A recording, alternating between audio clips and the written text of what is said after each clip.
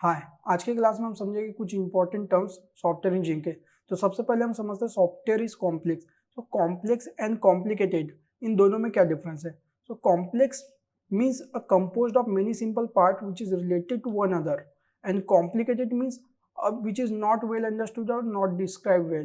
इसको समझना, डिस्क्राइब करना, एक्सप्लेन करना आसान नहीं होता, तो उसको हम क्या कहते हैं? कॉम्प्लिकेटेड कहते हैं। तो इन दो पार्ट्स को लेकर के, दो वर्ड्स को लेकर के काफी कंफ्यूजन होता है स्टूडेंट्स के मन में।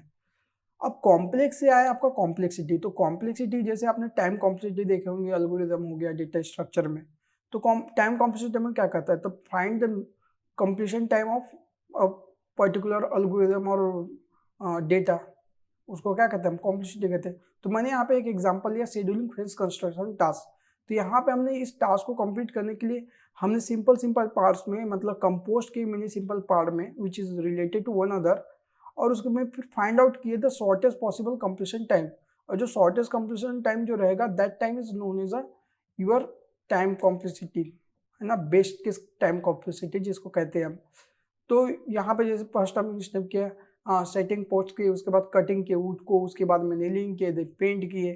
तो इन पूरे प्रोसेस को, पूरे टास्क को परफॉर्म करने में कितना टाइम लगा, that time is known as your time complexity. उसके बाद हम देखते हैं सॉफ्टवेयर इंजीनियरिंग के the roles of software engineering. तो रोल्स क्या होते हैं सॉफ्टवेयर इंजीनियर्स के?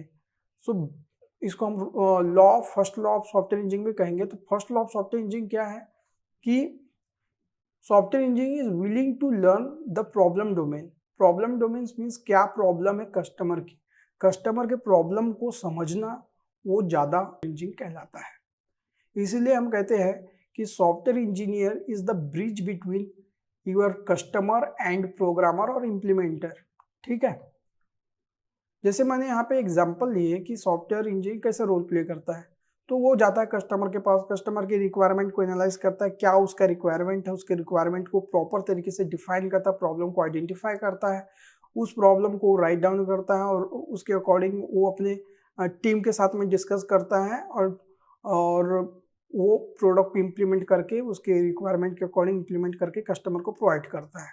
तो ये फर्स्ट मतलब रोल होता है, रिस्पॉन्सिबिलिटी होता है सॉफ्टवेयर इंजीनियर का। जैसे मैंने एग्जांपल ले लिया कि एटीएम मशीन। तो अभी के केस में हम जैसे पुराने बात को लेकर के चलेंगे। अगर अभी के केस में हम देखते हैं कि सिंपली पर्सन जाता है एटीएम मशीन में, जाता है, अपना पिन डालता है, उसके बाद में अमाउंट वो निकाल लेता है, ट्रांजेक्शन कर लेता है और प्रोसेस हो जाता है। तो इस प्रॉब्लम के पीछे में इसको जब एटीएम नहीं रहा होगा तो पहले एग्जिस्टिंग सिस्टम में वो कैसे किया, मतलब बैंक सिस्टम में कैसे वर्क किया गया है, सोचिए। तो यहाँ पे हमने प्रॉब्लम सॉल्विंग स्ट्रेटेजी लेंगे। तो प्रॉब्लम सॉल्विंग स्ट्रेटेजी मीन्स आप यहाँ पे divide and conquer strategy. Divide and conquer means यहाँ पे प्रॉब्लम को डिकम्पोज करेंगे मेनी सिंपल पार्ट्स में, और उसको डिकम्पोज करके उसके सॉल्यूशन को हम फाइंड आउट करेंगे, पर्टिकुलर सॉल्यूशन को फाइंड आउट करेंगे, और उस सॉल्यूशन को हम देन आफ्टर सम टाइम सब मॉड्यूल में क्रिएट करके उसको कॉन्कर कर देंगे, मर्ज कर देंगे, और उसको फिर टेस्ट करेंगे। टेस्ट करने के बाद में उसको डिलीवर कर दिया जाता है। तो that strategy is known is your divide and conquer strategy. Greedy strategy होती है, डायनेमिक प्रोग्रामिंग स्ट्रेटेजी होती है, अलग अलग स्ट्रेटेजीज होती है। तो हम सॉफ्टवेयर इंजीनियरिंग में यहाँ पे डिवाइड एंड कॉन्कर स्ट्रेटेजी लेकर के चल रहे हैं एटीएम मशीन के टर्म्स में। अब जैसे हमने यहाँ पे एग्जांपल लिए कि पहले अगर सिस्टम नहीं रहा होगा तो किस तरीके से वर्क किया होगा। तो इम्प्लॉय गया होगा, कस्टमर इम्प्लॉय गया होगा, कस्टमर गया होगा बैंक एम्प्लॉय के पास, बैंक एम्प्लॉय के पास उसने अपनी रिक्वायरमेंट को पुट किया, दिया। उसके बाद उसके रिक्वायरमेंट को उसने फैच किया, एम्प्लॉय ने उसके अकॉर्डिंग, उसके रिक्वायरमेंट के अकॉर्डिंग उसने फिर उसके अमाउंट को चेक किया, डिडक्ट किया, उसके बाद में ट्रांसफ़र किया। तो ये प्रोसेस किस तरीके से हुआ होगा, तो इसको हम स्मॉल स्मॉल पार्ट्स में और समझते हैं।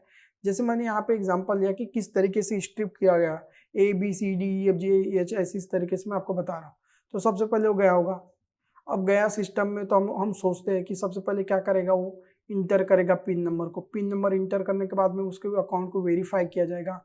वेरीफाई हुआ अकाउंट, उसके बाद में हम चेक करेंगे उसके डेटाबेस सर्वर में, मतलब बैंक सर्वर में चेक करेंगे क्या ये वेरीफाइड अकाउंट्स मतलब कॉन्फिडेंशियल पर्सन है क्या नहीं, ये क्या वैलिड पर्सन है क्या नहीं, आइडेंटिफाई करेंगे। उस आइडेंटिफाई होने के बाद में उसके अमाउंट को हम चेक करेंगे क्या उसके अकाउंट में कुछ अमाउंट है, और अगर अमाउंट है तो वैलिड है अगर अमाउंट ठीक है तो उसके अकॉर्डिंग उसको जितना अमाउंट वो चाहता है कस्टमर के अकॉर्डिंग, वो अगर बिजनेस कस्टमर है, नॉर्मल कस्टमर है, उसके अकॉर्डिंग उसको अमाउंट दिया जाता है और उसके अकॉर्डिंग उसके अकाउंट से पैसे को डिडक्ट किया जाता है।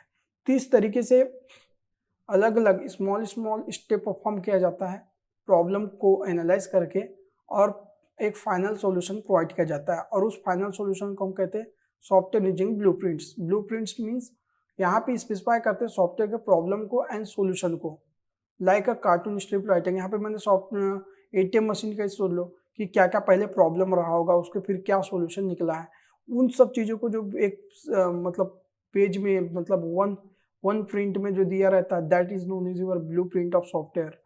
तो इसमें आपको अलग अलग डायग्राम, DFD होगा, UML डायग्राम होता है, उसके थ्रू रिप्रेजेंट किया जाता है और उसके थ्रू बताया जाता है कि क्या किस तरीके से आपका जो सिस्टम है, सॉफ्टवेयर है, वो वर्क करता है। तो ये हुआ आपका। अब देखते हैं हम second law of software engineer. तो सॉफ्टवेयर इंजीनियर का सेकेंड लॉ क्या कहता है, software should be written for first people. जो भी सॉफ्टवेयर है उसको हम राइट कर रहे हैं या बना रहे हैं, डेवलप कर रहे हैं, इम्प्लीमेंट कर रहे हैं, वो हम कस्टमर की रिक्वायरमेंट को ध्यान में रखते हुए हमें इम्प्लीमेंट करना है। हमें देखना है कि उसको फ्यूचरिस्टिक, उसको कोई और मतलब और डिमांड तो नहीं होगी, तो उसको उसके फ्यूचरिस्टिक डिमांड के अकॉर्डिंग उसको उसमें एडाप्टेबिलिटी फीचर्स हो गए, अलग अलग जो ऑब्जेक्टिव ऑफ सॉफ्टवेयर है, वो सब चीज़ों को हमें पुट करना होता है। ठीक है, और सॉफ्टवेयर उस कस्टमर की रिक्वायरमेंट को मीट करे, इस तरीके से हमें डेवलप करना होता है। उस लॉ को कहते हैं हम second law of software engineer. अब हम देखते हैं सॉफ्टवेयर डेवलपमेंट मेथड। तो मेथड मीन्स वर्क स्ट्रेटेजी, किस तरीके से सॉफ्टवेयर को डेवलप करने के लिए अलग अलग मेथड और अलग अलग स्ट्रेटेजी हम यूज करते हैं।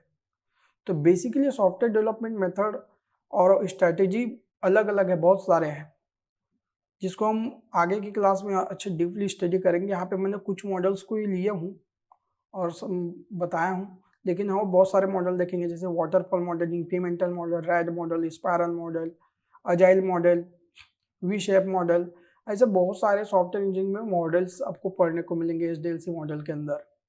तो यहाँ पे वाटरफॉल मॉडल को क्या कहते हैं, waterfall model means unidirectional model, it finish this step before moving to next. वो अपने फर्स्ट स्टेप को फिनिश करता है, उसके बाद नेक्स्ट स्टेप में जाता है।